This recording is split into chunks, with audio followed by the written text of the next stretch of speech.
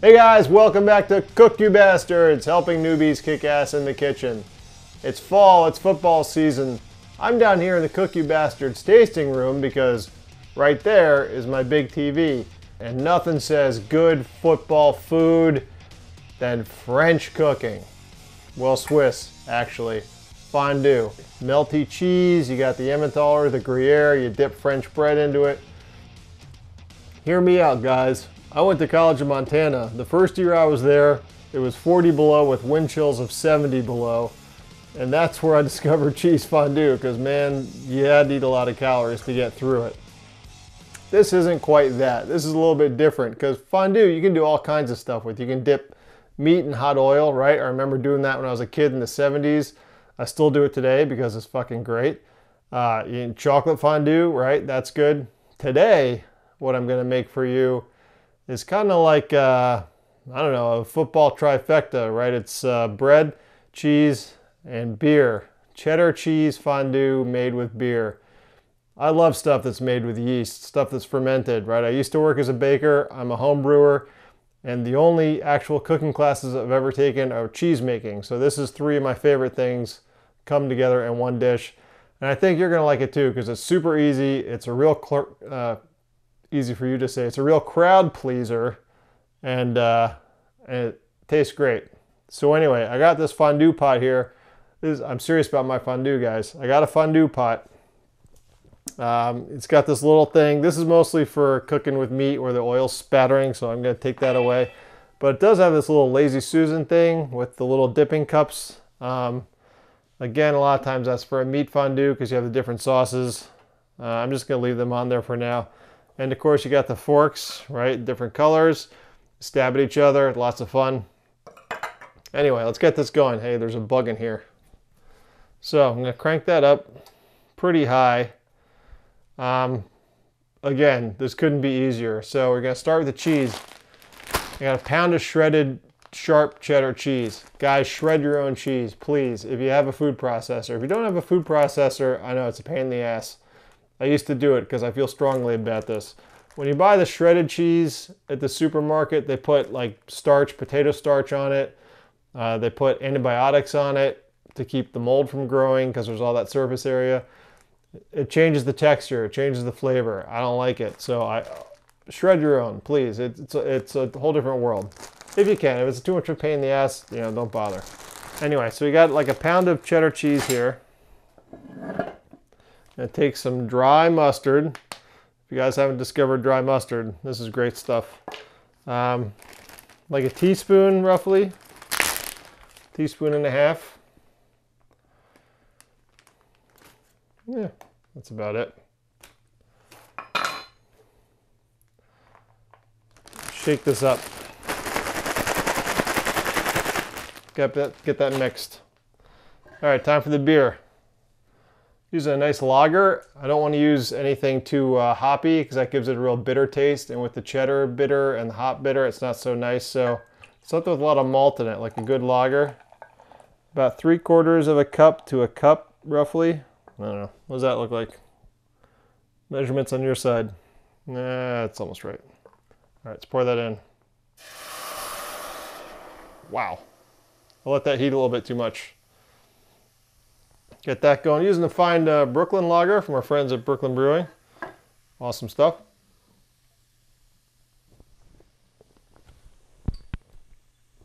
Got to reload. So now we're sitting, we're waiting. Once this starts simmering, I'm going to start melting the cheese. So far so good, right? Not very hard. You can take care of this even while you're watching the game. It's simmering a little bit. I'm going to throw some of this in there. And with this, you know, like a lot of times when you're incorporating ingredients, you don't want to dump it in all at once, obviously, you know, a little bit at a time, and stir it up.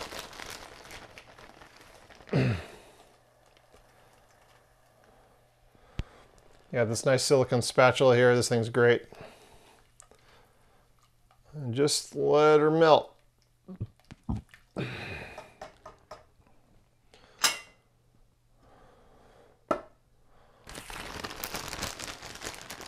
A little more.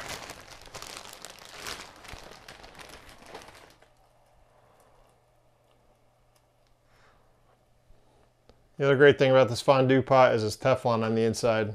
Easy to clean. If you don't have a fondue pot, you know, I didn't have one for a very long time.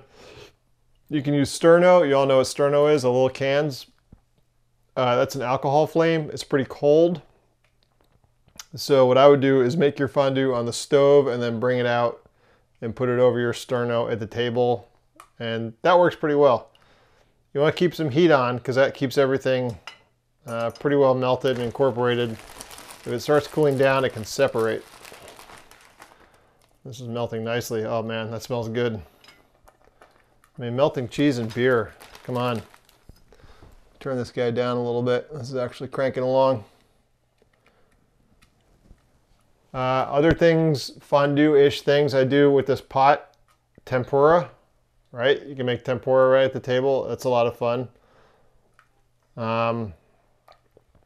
There's also like, you know, hot pot dishes where you have some kind of a broth in there and then you stick meat and veggies and stuff like that. This thing's great. I love it. It's super easy to clean. And everybody gets to cook their own, so that makes life easy for me. All right. There you go. Pound of sharp cheddar. Already melted down. Oh man, that smells good. That beer smells amazing too. All right, I'm going to turn this down even more. So, nice and melty. It's still, it gets pretty loose. I mean, you can see it's not like stringy cheesy. So what we're going to do, take a little cornstarch, magic bullet. An alternative to this is you can mix up your cheese with a little bit of flour if you want to. That works sometimes. I like the cornstarch method. I do this a lot for stir fries and stuff. And just mix. With cornstarch, you don't want to add it directly to the pot. You want to mix it up with some kind of liquid. Get it suspended. And then pour it in. I have about like 2 teaspoons of cornstarch here. I'm just going to see how much I need. It doesn't thicken until it boils. So make sure it's boiling before you decide you've got enough or you need more. This is feeling pretty good. Starts to get a little bit heavy when you stir it.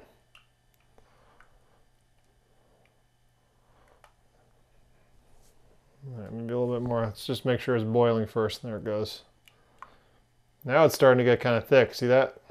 It's starting to get a little bit runnier. Not runnier, thicker. It's late. Throw a little bit more in there. You don't want too much. It cuts the flavor of the cheese a little bit. But yeah, that sounds good.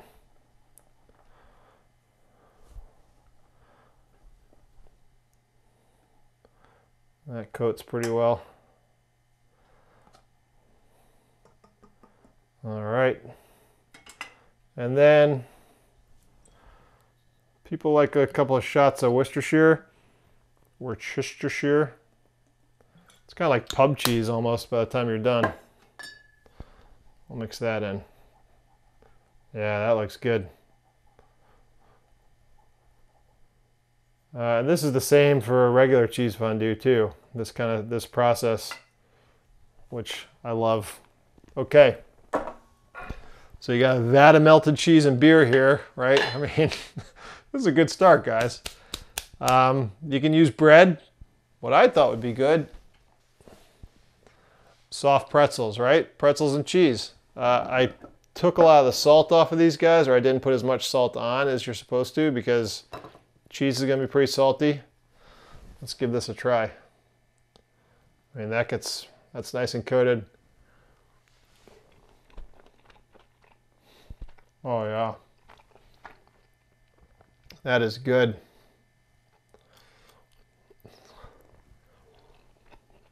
I mean,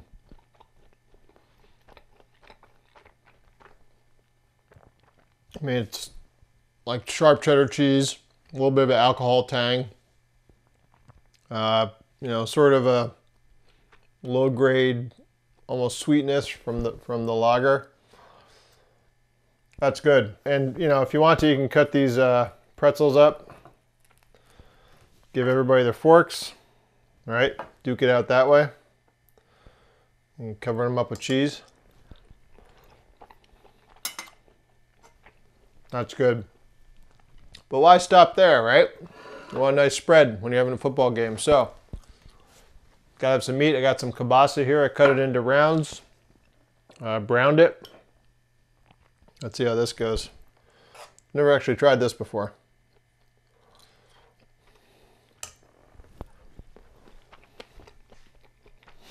Oh man. I mean, cheddar cheese bathing a smoky sausage, right? You're not going to go too wrong with that. So that's a keeper. Here's one from left field. Dill pickles, right? Plowman's lunch. Pickles, cheese. I thought this might be pretty good. I haven't tried this before either. We'll see. You want to keep it just hot enough that it's nice and melty. As it cools, it gets a little bit thicker, which is nice, but you don't want it to separate. Although with the cornstarch, it usually it all emulsifies pretty well.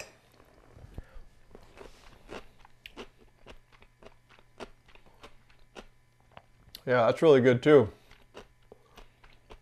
I would also make the pickles like a thinner slice. But yeah, it's like pickles and cheese. I don't know if you guys are Plowman's Lunch fans, but perfect. And then, just to, well, you can't live on this stuff alone, but I would like to. I'm a big fan of raw veggies, and broccoli and cheddar, you know, that's pretty good. Anyone who's had a baked potato knows that. Potatoes are probably good too. French fries are probably good. I didn't even think about that. Or tater tots. Oh, I'd totally put a tater tot in here. I lost my broccoli.